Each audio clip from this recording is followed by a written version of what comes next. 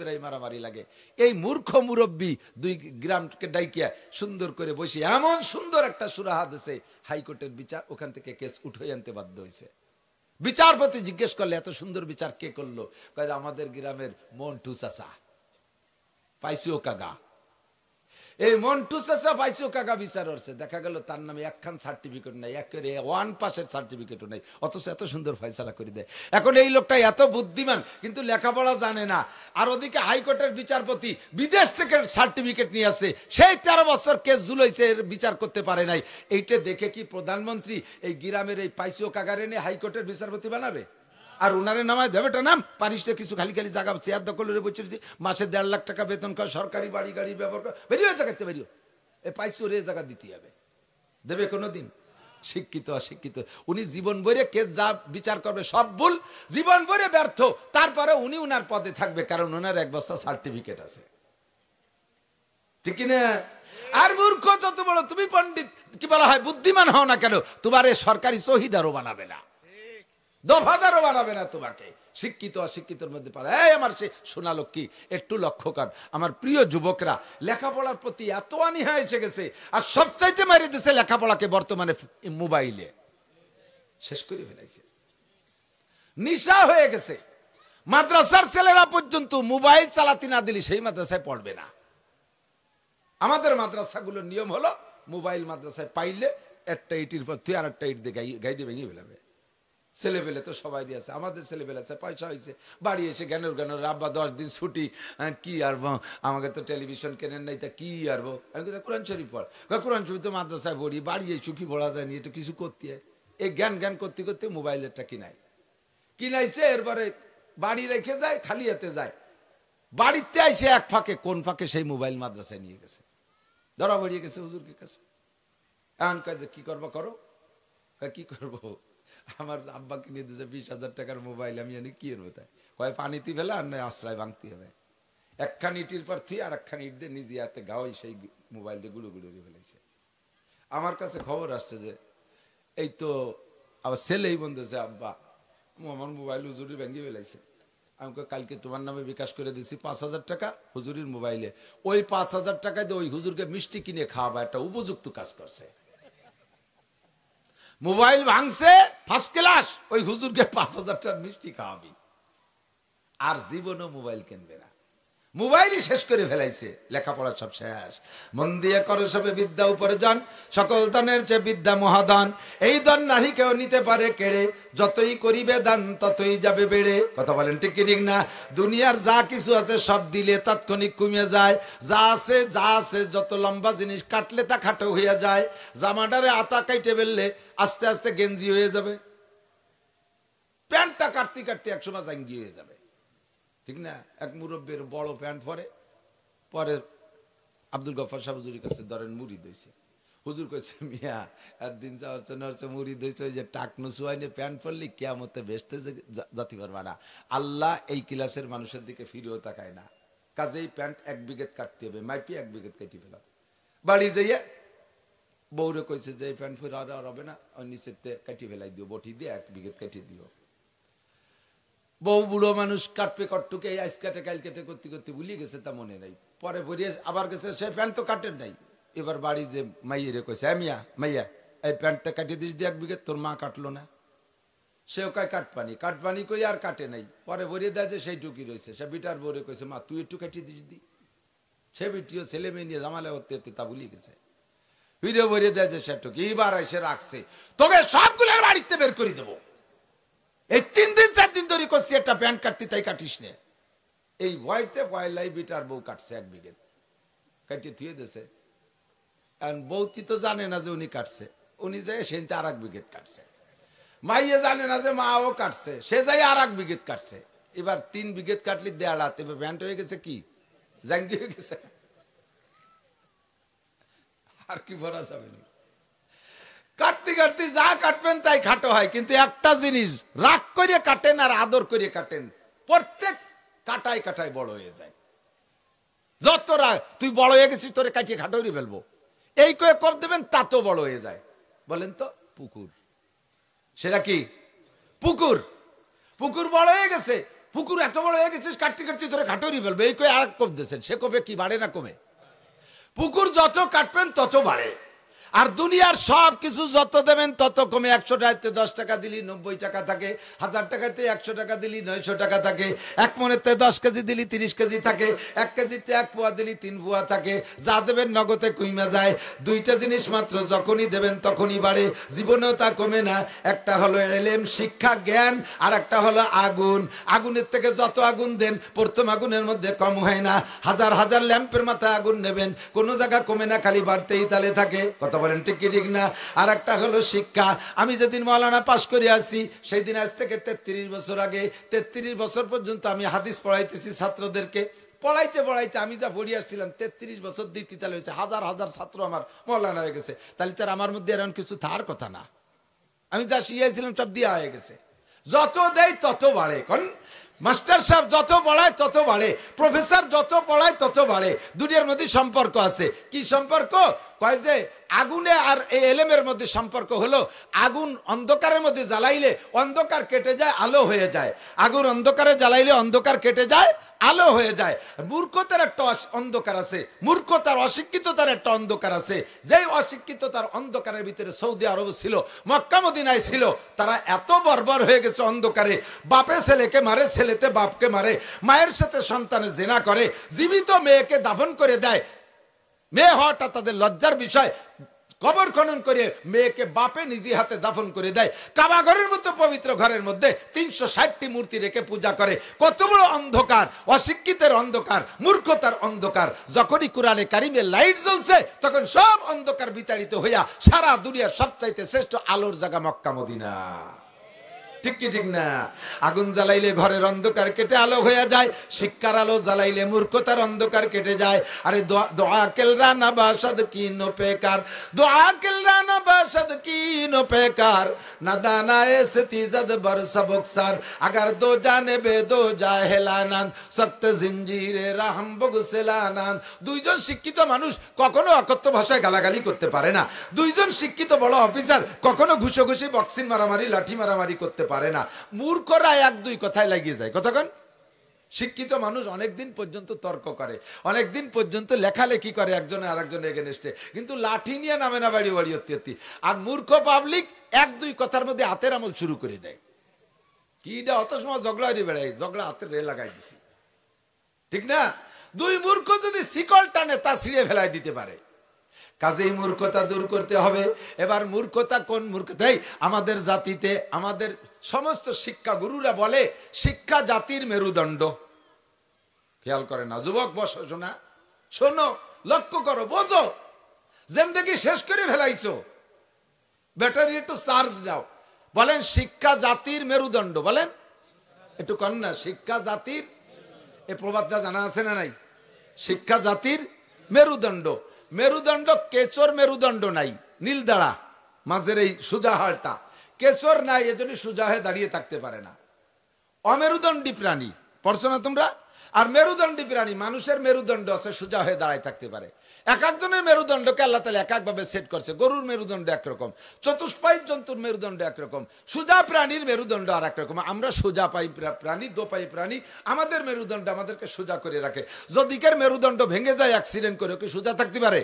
যদিকের মেরুদণ্ড বেসাই করে ফেলেন, মেরুদণ্ডের হাড়ের সমস্যা, ডাক্তারের মেরুদণ্ড ফেলাই দিচ্ছে, ওকে সোজা দাঁড়াতে পারবে? পারবে না। তো যা শিক্ষা হলো জাতির মেরুদণ্ড। এখন বলবো কোন শিক্ষা জাতির মেরুদণ্ড, এইটা একটু বাছাই করেন, এইটা একটু বাছাই করেন। কোন শিক্ষা জাতির মেরুদণ্ড? যেই শিক্ষা, এদিক এদিক, যেই শিক্ষায় সুদ খাওয়া শিখায়, ঘুষ খাওয়া শিখায়, চুরি করা শিখায়, ডাকাতি করা শিখায়, লুচ্চামি করা শিখায়, সন্ত্রাসী শিখায়, দুর্নীতি শিখায়, মন মারা শিখায়, টন মারা শিখায়, রাস্তার পিচ মারিয়ে খাওয়া শিখায়, ব্রিজের রড চুরি এরিয়ে খাইয়ে তার মধ্যে কুঞ্চি ঢুকাই দিয়া শিখায়। কতক্ষণ? এ চুরি, ও চুরি, সে চুরি, ভোট চুরি, ঘোট চুরি ইত্যাদি শিখায়। যেই শিক্ষায় শিক্ষিত হওয়ার পরে এগুলো করে, আল্লাহর কসম ওই শিক্ষা জাতির মেরুদণ্ড নয়, ওই শিক্ষা জাতির মেরুদণ্ড ভাঙ্গা হ্যামার। কতক্ষণ না কেন? যেই শিক্ষায় চরিত্রকে ধ্বংস করা শেখায় ওই শিক্ষা জাতির মেরুদণ্ড নয়। যেই শিক্ষায় আল্লাহ ভুলা শেখায়, যেই শিক্ষায় অস্ত্র বানাইয়া নিরপরাধী মানুষকে ধ্বংস করা শেখায়, ফিলিস্তিন গাজার মুসলমানদেরকে মারা শেখায়, তারা একটাও জাগতিক শিক্ষায় মূর্খ না। বিসিএস ক্যাডার বিশ্ববিখ্যাত বিশ্ববিদ্যালয় থেকে লেখাপড়া শিখা বস্তাবরী পণ্ডিত্য নিয়ে এসছে, তারা নিরপরাধী নারী পুরুষদেরকে ধ্বংস করতেছে, নবজাতক বাচ্চাকে শেষ করে দিচ্ছে, পেটের মধ্যে বাচ্চাকে মারতেছে। যেই শিক্ষায় শিক্ষিত হইয়া ওই শিক্ষা জাতির মেরুদণ্ড নয়, ওই শিক্ষা জাতির মেরুদণ্ড ভাঙ্গা হামার। যে শিক্ষায় মানুষকে ভদ্রতা শিক্ষা দেয়, সীমাহুম ফি উজুহিহিম মিন আসারিস সুজুদ। দেখবেন মাদ্রাসার ছাত্র উস্তাদরা আমাদের মুখে কখনো গালাগালি শোনেন নাই, আমাদের মুখে গালি শোনেন নাই। শুনছেন অকথ্য ভাষায় গালি দেই? কোনোদিনও দেই না। আমি গালি জানি না তা না, গালি জানি না তা না। আপনারা ফরিদপুরের মানুষ, এই ফরিদপুরের গালি জানেন, আর আমার বাড়ি গোপালগঞ্জ, আমি গোপালগঞ্জে গালি জানি, ফরিদপুরে গালি জানি, সারা বাংলাদেশ চষে বেড়াই, সব ডিস্ট্রিক্টের গালি আমি জানি, কিন্তু আমি তো দিতে পারি না। আমার ঠেকাই ফেলাইছে, আমার মধ্যে একটা জিনিস ঢুকছে, সেইটা হলো আল কোরআন। কোরআনে আমার জবান খিল মেরে দিছে, তালা লাগাই দিছে। আমি চুরি করতে পারি না, মদ খাইতে পারি না, গাঁজা খাইতে পারি না। আপনার মুখ আছে, আপনি খাইতে পারেন, আমার কি মুখ? আমি কি বন্ধক থইছি নাকি? আমার মুখ কি আমি ব্যাংকে রেখে আসছি? আপনি মারামারি করতে পারেন, আমার হাত কি নাই? আপনি চুরি করতে পারেন, তা কি আমার নাই? তা কি আলেমের নাই? তা কি ইমানদারের নাই? যেই লোকটা ডাক্তার হোক, ইঞ্জিনিয়ার হোক, ও সাবজেক্টের পর সমালোচনা আমার না। আপনাকে মানবতা শিক্ষা দেবে যেই শিক্ষায়, সেই শিক্ষা জাতির মেরুদণ্ড। ডাক্তার হয়ে যদি সেই শিক্ষা শেখেন, তাহলে আপনার মেরুদণ্ড সোজা আছে। অফিসার, এমপি, মন্ত্রী হয়ে যদি আপনি সেই শিক্ষায় শিক্ষিত হন, তাহলে আপনার মেরুদণ্ড সোজা আছে। ওই শিক্ষা থেকে যত বঞ্চিত, তত আপনার মেরুদণ্ড বাঁকা আছে। আপনার মেরুদণ্ড নাই বলে প্রমাণ হবে। আল্লাহ পাক রব্বুল আলামিনও বলেন, নবী পাকও বলেন, সেই শিক্ষা হলো একমাত্র আল কোরআন। তোমাদের মধ্যে সবচেয়ে দামি, সবচেয়ে শক্তিশালী ব্যক্তি ওই ব্যক্তি যে কোরআন শিক্ষা করে আর কোরআন শিক্ষা দেয়। সাহাবায়ে কেরাম কাফের ছিল যখন, তখন কত বড় দস্যু ছিল। হযরত ওমর ইবনে খাত্তাব রাদিয়াল্লাহু তাআলা আনহু 27 বছরের টকবগে যুবক, দারুন নদওয়ার নেতা মিস্টার আবু জাহেল, সৌদি আরবের গভর্নর, বিশ্ববিখ্যাত শিক্ষিত, সার্টিফিকেট বস্তা ভরা। নবী কা তারে কয়, আবু জাহেল তুই মূর্খদের গডফাদার, তোর মতো আবাল হয় না দুনিয়ায়। কতক্ষণ না, আবু জাহেল মানে আবাল জাহেল, ঠিক না? ওর মতো আবাল আর ওর মতো দামলা হয় না। তো এই আবু জাহেল দারুন নদওয়ার মধ্যে ঘোষণা দিয়েছে, মোহাম্মদের কল্লা আনতে পারলে 100 উট পুরস্কার। কে আসো?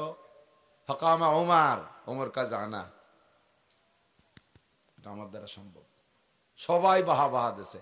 লোকটা একটু লম্বা ছিল, লম্বা মানুষ একটু বোকা হয়। কুল্লু তবিলিন আহমাকু। তো বেশি এই খেয়াল করেন নাই, বেশি লম্বা যারা না, হিসেব ছাড়া দেখেন এটা আবালি আবালি ক্লাস, একটু বোকা বোকা ক্লাসের। কারণ কি, মানুষের বুদ্ধি তৈরি হলে দুই জিনিস মিলে, ব্রেন আর কলম।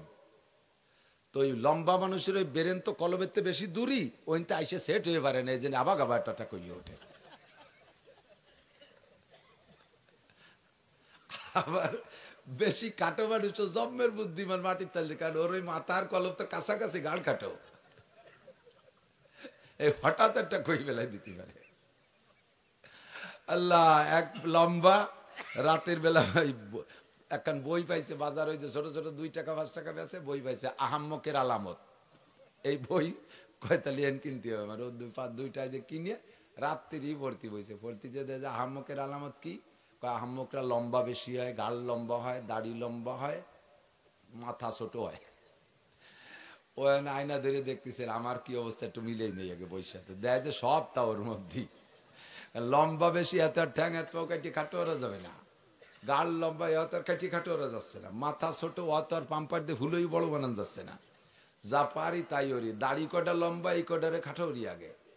দাড়ি কাটিয়ে খাটো হবে, 1 মুঠ রাখা তো শূন্য, ওইটুকুর পর একটু কাটিয়ে ফেলবে, তা কাশি কোদাল কিচ্ছু পায় না কাটার। এখন চিন্তা হলে যে এই অবস্থায় তো সকাল করা যায় না, দাড়ি তো খাটো করতেই যাবে, নালি তো সব দিক দিয়ে মিলে গেলে মুশকিল। তো দাড়ি 1 মুঠ সুন্নত এইভাবে ধরে নিচে এই কুবি ধরাই দিয়েছে আলগাবাতি। তো ওই পুরতি হাতের দ্বারে যখন আইছে, তখন তো হাতে আগুন ধরে যায়, ছাড়িয়ে দিয়েছে, ফেরাত করে সব পুড়িয়ে গেছে। পরে কয় যে আসলে আমি আহাম্মক, কে সকালে কাটলি কি হতো? হযরত ওমর লম্বা, তবে দিক ওমর লম্বা যতদিন কাফের ছিল ততদিন আহাম্মক, যেদিন মোমেন হয়ে গেছে সেই সময় সবচাইতে আকেল আর জ্ঞানী। কথা কোন ঠিক না? তো ওই সময় মস্তানি মেজাজে বলছে হ্যাঁ আমি পারবো। আর সবাই নেতার কাছে তোমার দ্বারাই সম্ভব, আমরাও ভাবছি তুমি ছাড়া একা আর কেউ পারবে না। যখন যুবকদেরকে এভাবে ফুলে তখন কিন্তু আরো হলে হ্যাঁ এখনই যাচ্ছি, আপনারা উট রেডি করেন, আমি মাথাটা নিয়ে আসি। কেমন যেন ওর বাড়ি রয়েছে ধরিয়ে নিয়ে আসবে। আল্লাহ আমার দিক এই পোলা ভান্ডারটা সুন্দর লেখা দেখাবে, দেখবেন পরে। তো হযরত ওমর রাদিয়াল্লাহু তাআলা আনহু বললেন আমি পারবো। সেই ওমর খোলা তরবারি নিয়ে নবীর কল্লা কাটতে, মাথা কাটতে গেছে। শুনছেন না কিসসা? যাওয়ার পথে মাঝখানে কদ্দুর গেলে, নবীর বাড়ির একটু অর্ধেক পথে গেলে এই সময় হযরত সাদ ইবনে আবি ওয়াক্কাস রাদিয়াল্লাহু তাআলা আনহুর সাথে দেখা। মুসলমান এই ওমরের আগে সাদ সহ 39 জন মাত্র। সারা দুনিয়ায় সব কাফের ইহুদ নাসারা, হিন্দু বুদ্ধ খ্রিস্টানে ভরা, মুসলমান মাত্র 39 জন। হযরত ওমর রাদিয়াল্লাহু তাআলা আনহুর সাথে সাদ ইবনে আবি ওয়াক্কাসের সাথে দেখা। হযরত ওমরের এই ভাব, হুজুরের বাড়ির দিকে তলবারিরে মানে শরীর গরম করতে করতে যাচ্ছে, একবার খাপের মধ্যে ঢুকায়, একবার টেনে বের করে, মানে শরীরে গরম করতে করতে যাচ্ছে। চোখ লাল টকটকে, মাথা এরকম বড় মাথা, বড় বড় চোখ, লাল করতে করতে যাচ্ছে। হযরত সাদ দেখে ইয়া উমর আইনা তুরিদ, ওমর কোথায় যাও? তো ওমর বলতেছে উরিদু নাকতুলা মুহাম্মাদান, আমি মুহাম্মাদের মাথাটা আনতে যাচ্ছি, আমার জন্য 100 উট রেডি আছে পুরস্কার, মাথাটা এনে জমা দেবো, 100 উট নিয়ে বাড়ি যাবো। 100 উটির দাম বর্তমানে 5 কোটি টাকা। কত? 5 কোটি টাকা পুরস্কার। ছোট সাইজের উট, 5 কোটি টাকা পুরস্কার, মাথা আনতে যাচ্ছি। হযরত সাদ রাদিয়াল্লাহু তাআলা আনহু বলেন তুমি যে মুহাম্মাদের মাথা আনতে যাচ্ছ, ওই মুহাম্মদ কিন্তু কুরাইশ বংশের ছেলে, যদিও তার বংশের লোক কলেমা পড়ে নাই, তারপরে মুহাম্মাদের মতো আলামিন সত্যবাদী সন্তানটার মাথা তুমি নিয়ে আসবা, তোমার মাথা তুমি আস্ত নিয়ে আসবা, তুমি কি তাই মনে করো ওমর? বলার সাথে সাথে এই কথা কইস না পোলাপানরা। হযরত সাদ বলতেছে, এই কথা যখন বলছে, ওমর কয় তোমার তো সুর ভালো না, তুমিও মনে হয় মুহাম্মাদের দলে। তো হযরত সাদ বলতেছে হ্যাঁ লুকোচুরির কি আছে, আমি পড়ছি লা ইলাহা ইল্লাল্লাহ মুহাম্মাদুর রাসূলুল্লাহ। হযরত ওমর কয় আগে তোর মাথাটা কাটি নেই, তোর মাথা আগে কাটি নেই। হযরত সাদ কয় পাল্লি চলি আয়। উনিও তরবারি একখান রেডি করছে। ওমর তুই যত বড় লম্বা আর যত বড় জোয়ান হইস না করো, তোর মধ্যে ঈমান নাই, তো তোর মধ্যে রূহ নাই।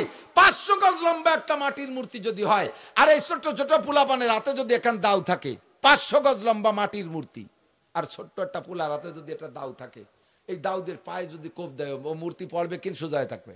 পড়বে না। ও মূর্তির কোনো ক্ষমতা আছে প্রতিরোধ করার? কত মূর্তি গাছতলা বাসতলা দেখি কুত্তই যে নাক মুখ ভরে স্প্রে করে দিচ্ছে, দেখছেন না? বগল উসেরে নাক মুখ ভরি মারি দিছে। কোন মূর্তি কি কুত্তরে ক্ষতি পারছে যে সবাই আমারে খাতি দেয়, ভোগ দেয়, মিষ্টি দেয়, কত কিছু দেয়, তুই খালি দিস আর এই নাক মুখ ভরি মুতে দিস? তা দিনের বেলা আসলি কেন? রাত্রি এসে দরকার পায়খানা করে তুই যাইস। কোন কুত্তরের মূর্তিতে প্রতিবাদ করতে পারে না। সাদ কয় যে ওমর তুই যত বড় বাহাদুর হয়েছে কেন, তোর মধ্যে ঈমান নাই, তোর মধ্যে রুহু নাই, তোরে আমি মাটির মূর্তির মতো মনে করি। পারলি আয়, তবে আয়, আমি আর তুই লড়ি। তবে খবর একটা জেনে নে, তোর বোন বনায় কিন্তু মুসলমান হয়ে গেছে। স্টাডিং ঘুরে চলে গেল রসুলের বাড়ির দিকে, বোন বনের বাড়ির দিক দিয়ে, সে জায়গা মারামারি টারি করি টরি লাস্ট ফিনিশিং ওই জায়গাতেই হিদায়াত নসিব হয়ে গেছে। হযরত খাব্বাব রাদিয়াল্লাহু তাআলা আনহু, উনার বোন বনের কোরআন শরীফ পড়াচ্ছে, সূরা তাহার আয়াত পড়াচ্ছে, মারতে মারতে দুডিয়ে রক্তাক্ত করে দিয়েছে, ঘরের ভিতরে রক্ত বাইরে বেরোয় চলে গেছে। তারপরও কলেমা ছাড়ে না। কলেমা যখন ছাড়েই না, তখন ওমর বলতেছে তোরা কি তাবিজ খাইছিস, ঘটনা কি? দেখে যে একটা কাগজে চামড়ায় লেখা কোরআন শরীফের আয়াত। এই আয়াতের দিকে নজর পড়ার সাথে সাথে উনার বোন বলতেছে আমি ফলো করছি, আমার মনে হয় যেন হযরত ওমরের মুখ থেকে, চোখ থেকে কালো কি যেন বেরোয় গেল, আর বাইরের থেকে একটা লাইটের ফোকাসের মতো ভিতরে ঢুকে গেল। বোন হযরত ওমর বলতেছে তোরা কি পড়ছিস ওইটা আমার একটু দিদি। বোন কয় যে না, কাফেরের রাতে কোরআন শরীফ দেওয়া যাবে না, তুই নাপাক জীবনে তোর ফরজ গোসল আদায় নেই, তুই নাপাক অবস্থায় দেওয়া যাবে না। তাহলে কি এলি? এই কথার পর যদি এই কথা কয় তাহলে আরো গরম হয়ে যায়, আবার মাইর খায় না? কিন্তু কাজ তো হয়ে গেছে, উপরেতে কলকাঠি নাড়ানো হয়ে গেছে। কয় তাহলে কি হলি ওই কোরআন শরীফ ধরা যায়? কয় যে গোসল করতে হবে। কয় তাড়াতাড়ি পানি দেওয়ার দেরি সহ্য হচ্ছে না। পানি দিয়ে গোসল করাইছে নিয়মতান্ত্রিক। কয় যে তাহলে এবার দে, কয় না তোমার কাপড়ও না পাক, ওই কাপড় ভরি হবে না, কয় কাপড় দে, বনের কাপড় এক সেট দেশে, কাপড় সাপুড় সব পাল্টাইয়া গোসল করিয়া কোরআন শরীফ পড়ছে। কয় যে আমারে কলেমা পড়াই দাও, লা ইলাহা ইল্লাল্লাহু মুহাম্মাদুর রাসূলুল্লাহ, কন্যা সুবহানাল্লাহ। ও যুবক, 27 বছরের যুবক, টলমলে যুবক, মুহূর্তের ভিতরে পরিবর্তন।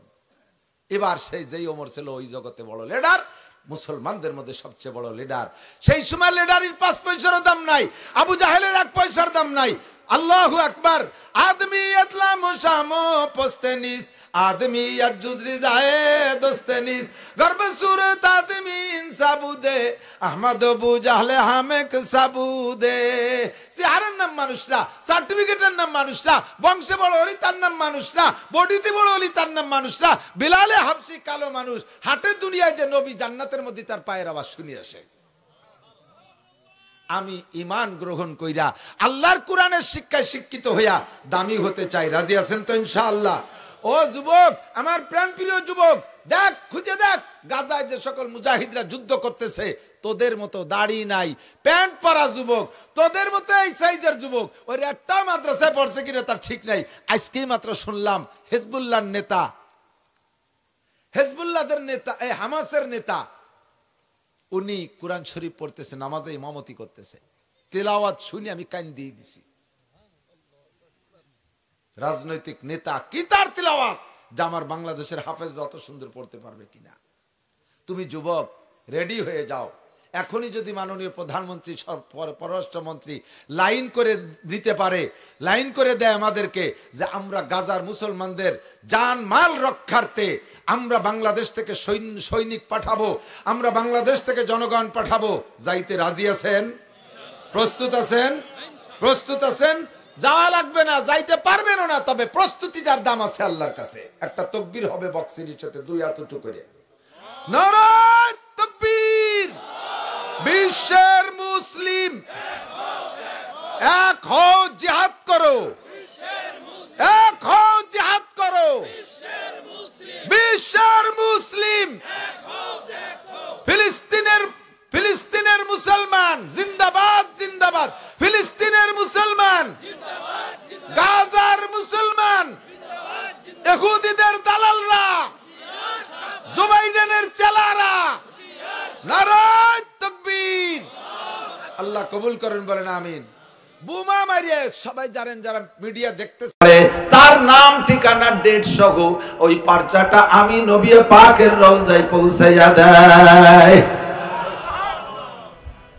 নবী পাক বলেন, দূর থেকে ফেরেশতারা যখন আমার কাছে দুরূদ সালাম ঠিকানা সহ পৌঁছিয়া দেয়, আমি সঙ্গে সঙ্গে জবাব পাঠাইয়া দেই, তোমার কান নাই শুনতে পারো না, তোমার কান নাই শুনতে পারো না, তোমার চোখ নাই পারচা দেখতে পারো না, তবে একদিন ফাসাউফা তারা ইদান কাশাফাল গুবারো আবারাসুন তাহতা রিজলিকা আম হিমারো, একদিন তোমার চোখের সামনে থেকে অন্ধকার কেটে যাবে, তুমি কবরে যাবা, ময়দানে মাহশারে উঠবা, তোমার আমলনামা গলায় ঝুলানো থাকবে।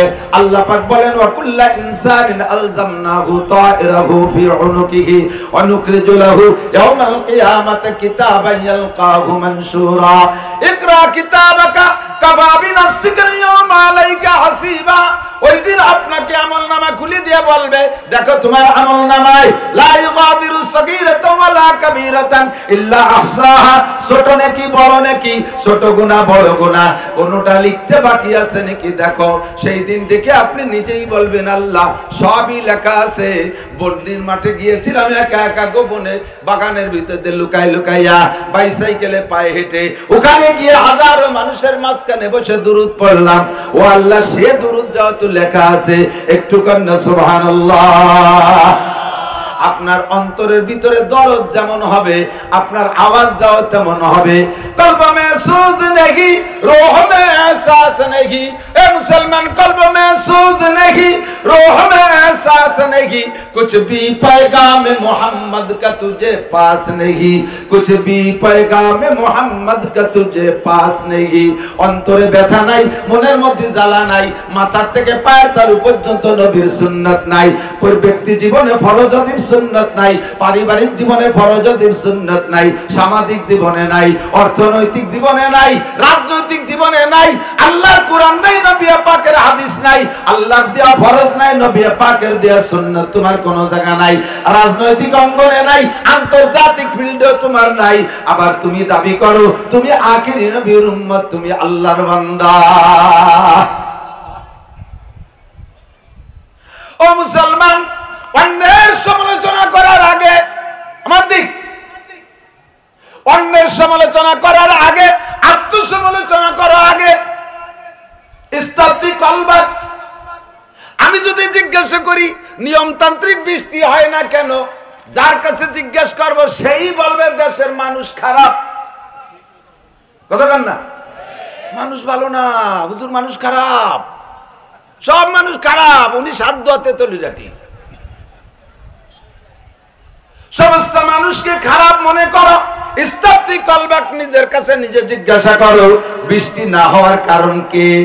জিজ্ঞাসা করলে এ টু জেড বেরিয়ে আসবে, বৃষ্টি হয় না আমার কারণে। এই দেওবন্দের থেকে মাহমুদ হাবিবুল্লাহ মাহমুদ কাসেমি সহ আমার সদস্য হুজুর বাংলাদেশের লাখো উলামায়ে কেরাম পড়ে আছে। ওই দেওবন্দের প্রতিষ্ঠাতা কাসেম নানুতুবি রহমাতুল্লাহ আলাইহি মুনাজাতের মধ্যে যে শেরগুলো পড়তেন, আমি পড়া আমার এখন মনে হয় যেন উনি যদি ওই বলে তাহলে আমি নাসির মুসলমানই নাই। উনি বলেন গুনাহে বেআদতের আবার বসতাম, হাজারা বার তোবা শিকস্তাম, ইয়া ইলাহি রহম কুনবার হাল জারি ফকির, ইয়া ইলাহি রহম কুনবার হাল জারি ফকির, নিস্তেজাফত দো আলম জুস্তু কাসে ইউরা মুজির, লাইজিয়া আজ বাহরে পুরআম ওয়াজ সাইলে হাওলনাক, কস্তিয়াম চু হস্তে আন্দার দস্তে হামসু তু নসি, জমানদারাদ সাগে নসরানিয়ার, জমানদারাদ সাগে নসরানিয়ার, কে হাস্তু বে গুনাহ মান গুনাহগার। কাসেম নানুতুবি ইংরেজ শাসনের ভিতরে দারুল উলুম দেওবন্দ মাদ্রাসার প্রতিষ্ঠার উদ্দেশ্যে বুক ভরা দরদ নিয়ে একটা ডালিম গাছের নিচে একজন উস্তাদ মোল্লা মাহমুদ দেওবন্দি আর একটা ছাত্র মাহমুদুল হাসান দেওবন্দি, এই দুইজনকে বসাই দিয়া দল শুরু করাই দিয়া চতুর্দিকে হিন্দু আর হিন্দু, সারা দুনিয়া জুড়ে এই এশিয়া মহাদেশ, সম্পূর্ণ এশিয়া মহাদেশ সহ পশ্চিমা কান্ট্রির একেবারে ইংল্যান্ডের শেষ পর্যন্ত গোটা ছিল ইংরেজদের রাজত্বের ভিতরে। এর ভিতরে মুসলমানদের কোনো নাম নেওয়ার উপায় ছিল না। ৮০,০০০-এর উপরে মাদ্রাসা বন্ধ করে দিয়েছিল, লক্ষ লক্ষ উলামায়ে কিরামকে শহীদ করে দিয়েছিল। সে সময় ঢাকা বিশ্ববিদ্যালয় ছিল, ঢাকা বিশ্ববিদ্যালয় ছিল, ঢাকা বিশ্ববিদ্যালয়ের ক্যাম্পাসের ভিতরে কোনো একটা গাছ ছিল না যেই গাছের একটা ডালে একজন আলেমের গলায় ফাঁসি দিয়া ঝুলানো না ছিল। মাসের পর মাস ঝুলন্ত অবস্থায় ওখানে পচে গলে পড়ে শেষ হয়েছে। এমন ভাবে মুসলিম নিধন আর উলামা নিধন চালিয়েছিল ইংরেজরা। সেই ইংরেজদের শাসন আমলে দারুল উলুম দেওবন্দের উৎপত্তি। মাদ্রাসা শুরু ঘর বাড়ি হয় নাই, মাত্র ডালিম গাছের নিচে উস্তাদ আর ছাত্র। রাতের বেলা নানুতুবি ঘুমিয়ে আছে, স্বপ্নে দেখে বিশ্ব নবী মুহাম্মদুর রাসূলুল্লাহ সাল্লাল্লাহু আলাইহি ওয়াসাল্লাম এসে জিজ্ঞেস করছে, ইয়া কাসেম মা বালু, কাসেম তুমি কাঁদছো কেন? কাসেম তুমি কাঁদছো কেন? ও কাসেম চেহারাটা মলিন কেন? কাসেমের কাছে জিজ্ঞেস করছে। কাসেম বলে, ওগো আল্লাহর নবী, আপনার দিন দুনিয়া থেকে মিটে যাওয়ার পথে বেকাসিসুদ্দিন আহমদ হিজে ইউরা ইয়ার নিস, বেকাসিসুদ্দিন আহমদ হিজে ইউরা ইয়ার নিস, हर कसे बाकार कुछ बदीने अहमद कारेनिस। প্রত্যেকটা মানুষ যার যার কাজ নিয়ে ব্যস্ত, আল্লাহর দ্বীনের ব্যস্ততা কাহারও মধ্যে নাই। ওই উলামা কি বলা সম্মেলন হবে, ওটা মৌলবীকে মানববন্ধন হবে, ওটা মৌলবীকে মাদ্রাসা করবে, ওটা মৌলবীকে মসজিদ করবে, ওটা মৌলবীকে ইজতেমা করবে, ওটা মৌলবীকে সরমুনের ময়দান, ওটা মৌলবীকে বন্ডির মাঠের মাহফিল, ওটা মৌলবীকে। আমরা পাবলিক মুসলমান, আমাদের কোনো কাম নাই। বেকাসে সুদ্দিনে আহমদ হিচে ওরা ইয়ার নিজ, হার কাছে বাকার খুদ সুদবাতি রে আহমদ কার নিজ। প্রত্যেকে নিজের কাজ নিয়ে ব্যস্ত, আপনার দিন নিয়ে কেউ ব্যস্ত না। আপনার দিনকে ধ্বংস করার জন্য কাফেররাও আদা জল খেয়ে নামছে। ওগো আল্লাহর নবী, আমি এই হিন্দুদের ভিতরে একটা মাদ্রাসা করব, আমি জায়গা পাচ্ছি না। নবী পাক বলে কাসেম আসো, জায়গা আমি দেখাই দেই, আমি দলিল করে দেই, জায়গা হবে। ঘুমের মধ্যে স্বপ্নে দেখেন হাতটা দইরা উঠাই নিয়ে গেছে, নিয়ে দারুল উলুম দেওবন্দের ভিতরে বর্তমানে যেটা দারুল হাদিস, ওই জায়গাটাই নবী পাক একটা লাঠি দিয়ে দাগ দিয়ে বলে কাসেম এই জায়গা মাদ্রাসা করবা। স্বপ্ন তো স্বপ্ন, স্বপ্ন ভেঙে গেছে। ফজর পর্যন্ত অপেক্ষা, কেউ কে না বলে নবী যে জায়গাটা দাগ দিয়ে দেখাই দিলেন। স্বপ্নে তো বাস্তবে থাকে না কিছু। লাখ লাখ টাকা স্বপ্নে দেখি, উঠে দেখি পকেটে যা ছিল তাও চলে নিয়ে গেছে। এরকম হয় না? স্বপ্নে দেখেন আমেরিকা যাইয়া জো বাইডেনের বিল্ডিং এ স্ত্রী নিয়ে আনন্দ করতেছেন, ঘুমেতে উঠে দেখেন যে যে জায়গা শোয়া ছিলেন সেই জায়গা খাটের তলে চলে গেছে। তো স্বপ্ন দেখি একরকম হয়, আর একরকম বাস্তব তো খুব একটা দেখি না। কেউ রে না বলে একা একা বাস্তব দেখতে গেছে। ফজরের নামাজের পরে গিয়ে দেখে যে জায়গা নবী পাক লাঠি দিয়ে দাগ দিয়ে দেখাইতেছে, সেই জায়গা লাঠির দাগও পড়িয়ে আছে। ও মুসলমান, একটু আস্তে কহ সুবহানাল্লাহ। আগামীকাল সকালবেলা কইও সুবহানাল্লাহ। দাগ পড়ে রয়েছে মাটিতে। এই স্বপ্নটা সত্য না মিথ্যা? সত্য। বলবেন যে আমরা দেখি নাই, আমরা দেখি নাই, তা সত্য মিথ্যা তা আপনাদের কাছে। আরে যেই মাধ্যমে খবরটা এ পর্যন্ত আসছে, এই মাধ্যমটা বড় শক্তিশালী মাধ্যম। কাজে এ জায়গা আমাদের সন্দেহ করার প্রয়োজনই আসে না। কথা বলেন না কেন? আল্লাহকে না দেখে বিশ্বাস করি, নবীকে না দেখে বিশ্বাস করি। আরে এগুলো তো বিশ্বাস করতেও দ্বিধাবোধ করি। ওই আমেরিকা আর সবকিছু বিশ্বাস করি, চাঁদের দেশে যাই বিশ্বাস করি। গেছেন, সাথে গেছেন? ওরা তো উপর যেখানে ঘুরে ফিরে আইসো, কতিবারে ঘুরে এসেছে, চাঁদে গেছে। মুসলমান কাফের মুশরিক ইহুদ নাসারা হিন্দু বুদ্ধ খ্রিস্টান জীবনেও কোনোদিন আল্লাহকে মানে না। এই সমস্ত বেঈমান কাফেরদের কথাকে সত্য বিশ্বাস করো, আর এই উলামায়ে কিরামের কিসসা বিশ্বাস করতে অসুবিধা কোথায়? কাসেম নানু তুমি আল্লাহর ওলি, সন্দেহ আছে? সন্দেহ আছে? এই বিচারা কয় যে মন্দার সাগে নসরানিয়া আর কে হাসতুবে গুনাহ মান গুনাহগার। আমি আমাকে দেখে আমি আমার প্রতি লজ্জিত যে মানদারাত সাগে নাসরানিয়া আর, উনি কয় আমারে দেখে নাসারাদের কুত্তয় লজ্জা পায়, আমাকে দেখে নাসারাদের কুত্তয় লজ্জা পায়। আরে আমিও নাসারার কুত্তর সামনে বড়াই করতে লজ্জা পাই। কে হাসতুবে গুনাহ মান গুনাহগার, কারণ কুত্তর আমলনামা নাই, ওর আমলনামায় নেকিও নাই, গুনাহও নাই, ওর কিয়ামতে হিসাব নিকাশ হবে না। আমি কাসেমের হিসাব নিকাশ হবে। আর আমান কি বলা হয়? যে ব্যক্তিকে যাকে হিসাব নেওয়া হবে সেই বিপদে পড়িয়া যাইবে। ওরে দুনিয়ার কুত্ত শিয়াল কুত্তর হিসাব হবে না, আমি মানুষের হিসাব হবে। কাজেই আমাকে দেখা ওই কুত্ত লজ্জা পায়, আমি আমার নিজের প্রতি লজ্জিত। আত্মসমালোচনা করলে আর কাহারও দোষ দিয়া লাগে না। মুসলমান ঠগে কেন? আত্মসমালোচনায় যাও। মুসলমানের দোয়া কবুল হয় না কেন? আত্মসমালোচনায় যাও। মুসলমান বিপদে কেন? আত্মসমালোচনায় যাও। ওদের সমালোচনা আমার করা লাগবে না, ওরা তো আল্লাহর শত্রু। কথা বলেন? মুসলমানরা আল্লাহর দোস্ত না দুশ্মন? জোরে জোরে ভয় পায় নাকি? গোপাল গোস্তাইয়া বাড়ির ঘরের থেকে কতি ভয় পাওয়ার ওই জায়গা ভাটায় দিলি তো ফেলাই দিয়ে বলাই চলিস। মানে মুসলমানরা আল্লাহর দোস্ত না দুশ্মন? আল্লাহ নিজেই বলেন ইয়া আইয়ুহাল্লাযীনা আমানু লা তাত্তাখিযুল ইয়াহুদা ওয়ান নাসারা আউলিয়া। ইয়া আইয়ুহাল্লাযীনা আমানু লা তাত্তাখিযু আদুওয়ি ওয়া আদুওয়াকুম আউলিয়া। তোদের যদি ঈমান থাকে, হে আমার অন্ততকে তোরা টাল বিশ্বাসী পাগলরা, আমার দুশমন আর তোদের দুশমন, আমার দুশমন আর তোদের দুশমন, এদের সাথে দোস্ত পাতাবি না, এদের সাথে বন্ধুত্বতা করবি না। জানতে চাইলে দিলাম আল্লাহ তোমার দুশমন আর আমাদের দুশমন কারা চিনে দাও। আল্লাহ কয় ইয়া আইয়ুহাল্লাযীনা আমানু দুখুলু ফিস সিলমি কাফা ওয়া লা তাত্তাবিউ খুতুওয়াতিশ শাইতান ইন্নাহু লাকুম আদুউম মুবিন। তোমাদের শত্রু হলো মিস্টার ইবলিস, ও হলো তোমাদের শত্রু। জান্নাত থেকে বের করে দুনিয়া আসার কারণ হয়েছে এই ইবলিসের কর্মকাণ্ড, কাজেই সে তোমাদের শত্রু। আর আমার শত্রুর নাম শুনে নাও, ইয়া আইয়ুহাল্লাযীনা আমানু লা তাত্তাখিযুল ইয়াহুদা ওয়ান নাসারা আউলিয়া।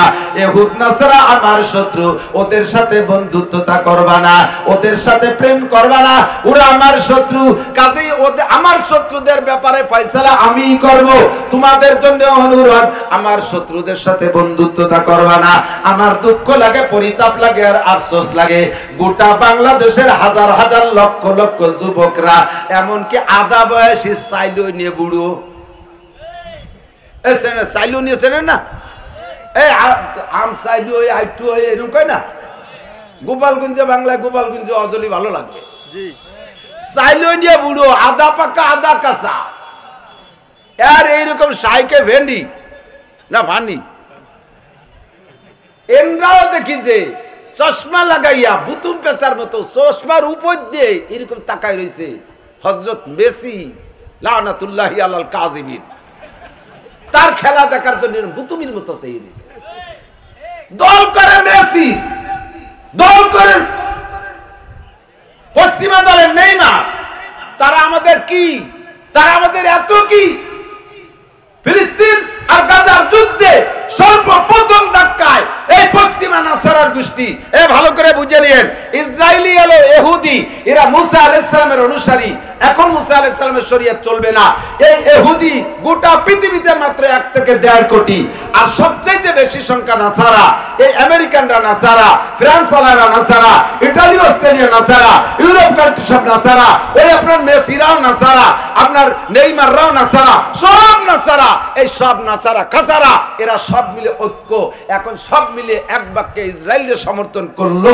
আর তুমি সেই ইসরায়েলি দলের সৈন্যকে, তাদের দলের প্লেয়ারকে তুমি সমর্থন করো, তার পতাকা উড়াও, তার দল সমর্থন করো। আল্লাহ নবীর কাছে তোমাকে যাইতে হবে। নবী পাক বলেন, আল মারউ মা মান আহাব্বা, যার সাথে যার মহব্বত তার সাথে তার কিয়ামত, যার সাথে যার ভালোবাসা তার সাথে তার কিয়ামত। আল্লাহ নবীও কয়, আল্লাহ নিজেও কয়, ওয়া ইয়াতাওয়াল্লাহু মিনকুম ফাইন্নাহু মিনহুম, যার সাথে যার ভালোবাসা হবে আমি তার সাথে তাকে বিবেচনা করব। আমার এই বিশাল ময়দান থেকে, বর্ণি কলেজ হাই স্কুল ময়দান থেকে আমার প্রাণপ্রিয় যুবকরা হাত উঁচিয়ে স্লোগান দিয়ে আজকে পাক্কা প্রতিজ্ঞা করিতে হইবে, জীবনে কোনোদিন অমুসলমানদের সাথে আন্তরিক ভালোবাসা, তাদের কোনো কর্মকাণ্ডকে সমর্থন করিব না। কারা কারা দুটি হাত উঁচিয়ে না, হাত নাড়িয়ে বলেন, এ ক্যামেরাওয়ালা ঘুরা। দেখেন কি করে ছাড়িয়ে দেই, আসমান ভাঙ্গে জমিনে নামাবো, লাঠির মধ্যে মুগুর ভরবো, রাস্তাঘাটে খাল বানায় দেবো, 12 মাস কাল নৌকো বেয়ে বেড়াতে পারবেন। দেখেন আমি কি করি, আরো কত কিছু করছি, দেখছেন না? আমি যে রাস্তাগুলো করছি, আল্লাহর রহমতে 6 মাসের মধ্যে রাস্তাগুলোর নাম ডেলিভারি রোড। ও জায়গায় দিয়ে নরসিমন করিমন করে গর্ভবতী মহিলাদেরকে হাসপাতালে নেওয়ার আগে রাস্তা ডেলিভারি হয়ে যাবে, 20 থেকে 30 হাজার টাকা বেঁচে যাবে। দেখেন কি করছি, আছে না নাই? কথা কর না, প্রশংসা চাও, প্রশংসার কাজ করো না। আল্লাহর কাছে সম্মান চাও, সম্মানী কাজ করতে হবে, ভিতরে আল্লাহর ভয় তৈরি করো। যুবক আমার দিক তাকাও, আল্লাহর ভয় যদি অন্তরের মধ্যে থাকে, ওই লোকটা অন্যায় করতে পারে না। কথা কন, আল্লাহর ভয়, যেখানে যাবা সেখানে তুমি আল্লাহর ভয় পাবা, আল্লাহকে দেখতে পারবা, যেখানে যাবা সেখানে তুমি আল্লাহকে দেখতে পারবা। উবুদুল্লাহ কান্নাকা তারাহু, নামাজে দাঁড়াইবা তখন নামাজের মধ্যে আল্লাহরে পাইবা, তিলাওয়াত করবা কালামে পাকের মধ্যে।